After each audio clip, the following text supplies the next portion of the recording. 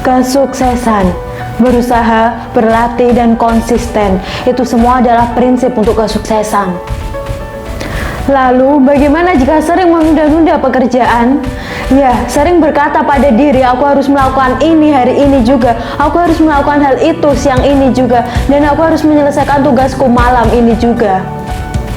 Tapi pada kenyataannya semua itu ditunda lagi menjadi minggu depan, dan ketika sudah minggu depan ditunda lagi menjadi bulan depan, dan selalu memberikan kesempatan pada diri untuk menunda-nunda pekerjaan hingga pada akhirnya semua itu tidak dilakukan. Ya, menunda-nunda adalah penyakit atau penghalang untuk kamu sukses.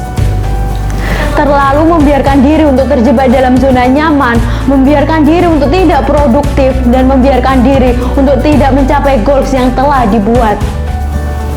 Lalu sebenarnya, apa penyebab dari sering menunda-nunda pekerjaan? Tak lain dan tidak bukan adalah rasa malas.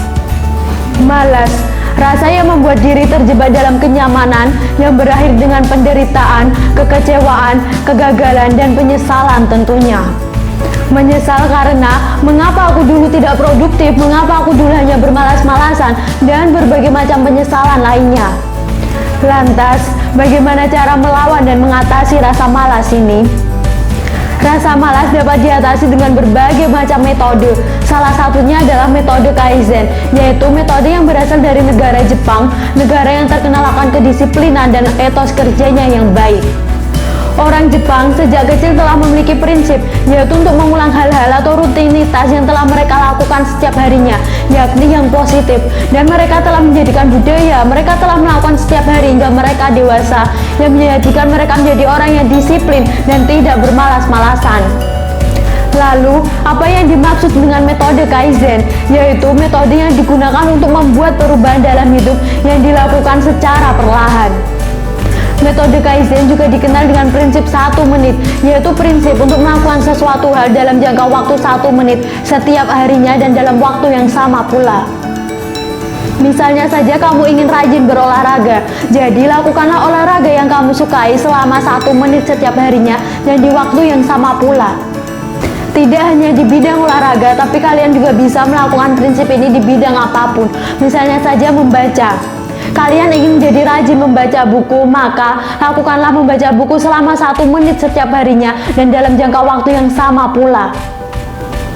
Dan kamu harus melakukan semua hal ini dengan fokus, tanpa dorongan dan tanpa paksaan dari siapapun.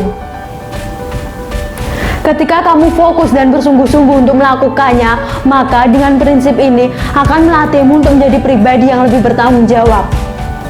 Karena ketika kamu berhasil melakukan semua ini dalam 1 menit dan rutin, akan membuat perasaanmu menjadi lebih baik dan kamu akan ketagihan untuk melakukannya lagi dan lagi. Mungkin di awal kamu hanya melakukan selama 1 menit, tapi hal itu bisa menjadi 5 menit, 10 menit, 20 menit, atau bahkan lebih dengan konsistensi pastinya.